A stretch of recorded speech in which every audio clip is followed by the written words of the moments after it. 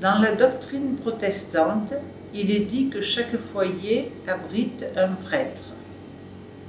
La responsabilité collective n'est-elle pas mise en avant au détriment de la démarche intérieure personnelle et du sens sacramentel du rituel religieux?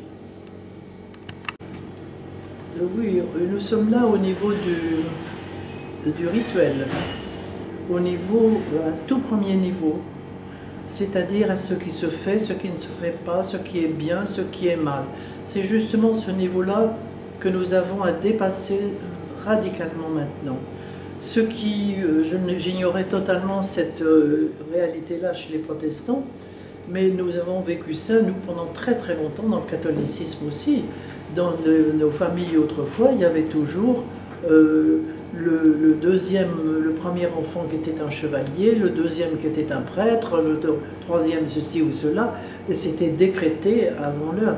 Je relisais il n'y a pas très longtemps la vie d'Hildegarde de Bingen, et Hildegarde, à l'âge de 8 ans, parce qu'elle était la dernière de la fratrie, à l'âge de 8 ans, a été emmenée au couvent où dont elle n'est plus jamais sortie, parce que c'était de mise que le dernier de la fratrie devait entrer au couvent. Tu vois? Donc, il n'y a pas que chez les protestants que cela arrivait. C'est un temps révolu, totalement révolu. Entrer dans cette dimension divine de chacun de nous, c'est entrer dans notre personne, c'est-à-dire devenir distinct du collectif. Ça ne veut pas dire être étranger au collectif, bien sûr que non, on fait partie du collectif, mais on n'en est plus esclave. On entre dans la conscience de sa personne unique, et donc on a une liberté personnelle qui n'a de sens que si elle rejoint la liberté des enfants de Dieu, ce qu'on appelle la liberté des enfants de Dieu, à savoir cet engagement dans la dimension divine de notre être. Alors ça a l'air un petit peu curieux de dire que la liberté est un engagement, parce que ça a l'air d'être au contraire une contrainte. Ça n'est pas du tout une contrainte, c'est une libération successive. On fait l'expérience d'une libération étonnante. Mais la vraie liberté est une obéissance, je dirais, au contrat de noces que nous avons signé avec notre Dieu avant même de naître.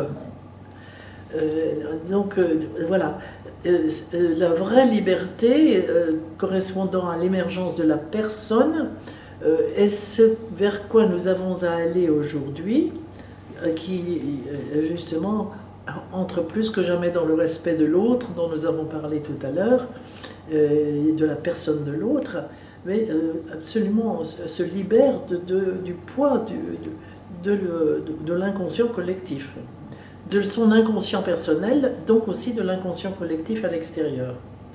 Donc c'est quelque chose qui subsiste peut-être encore chez les protestants, je ne connaissais pas du tout, pourtant je connais bien des familles protestantes, j'ai jamais entendu cela, mais bon, je respecte ce qui est dit là chez notre auditeur, mais en tout cas c'est quelque chose qui ne peut plus subsister maintenant, qui va disparaître.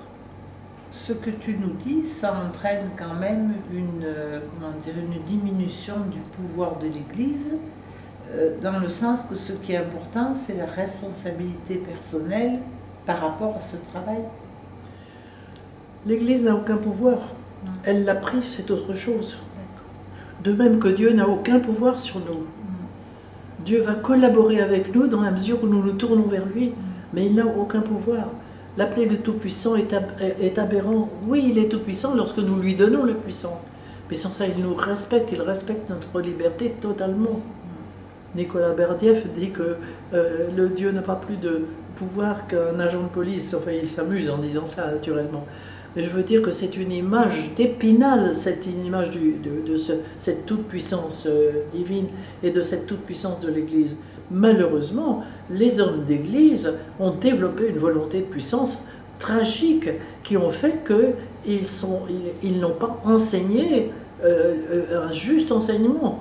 Ils ont maintenu leurs ouailles dans une situation d'obéissance pour les avoir en main et pour garder le pouvoir. Et c'est très grave, l'Église a à se remettre en question complètement.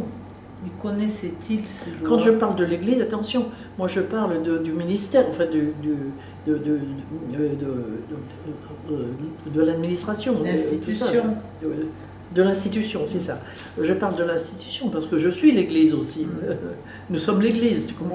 Voilà. Mais peut-on être sûr qu'ils avaient ces connaissances? Ils l'avaient. Oui. Et la preuve qu'ils l'avaient, c'est que tout ça s'est inscrit dans nos basiliques romanes. Il y avait c'est l'expression d'une connaissance bouleversante, nos basiliques romanes. Il y avait encore la connaissance à ce moment-là. Tu vois? Et puis tout ça a disparu complètement pour mieux maintenir le peuple chrétien sous son autorité. Est-ce que ça a un lien avec l'Église enseignante et l'Église enseignée? Cette histoire d'Église enseignante et Église enseignée est arrivée justement après le Moyen-Âge, au deuxième millénaire, et surtout en Occident, lorsque l'Église occidentale s'est coupée du reste de l'Église. Alors il y a eu en effet l'Église enseignante et l'Église enseignée. Et comme elle n'enseignait plus, eh bien elle a oublié. Parce que c'est vraiment en enseignant, moi j'en fais l'expérience, moi je dois beaucoup à ceux que j'enseigne. Parce qu'ils me renvoient quelque chose qui fait que je suis obligée d'aller plus loin en moi-même. Tu vois? Sans ça, on oublie sans ça. On est vite, on retourne en amont très vite. Donc c'est très très important de rester éveillé dans la relation que nous avons les uns avec les autres, les questions que tu me poses qui m'obligent à aller plus loin en moi-même, etc. C'est un échange continuel. Le véritable, c'est un accouchement. La connaissance est un accouchement. Alors ça implique justement de naître à nous-mêmes, tu vois. Alors je vais dire merci à nos auditeurs cette fois. Oui, merci à nos auditeurs parce qu'ils nous obligent en effet, ils nous invitent enfin à répondre à leurs questions et c'est beau, c'est beau. Merci.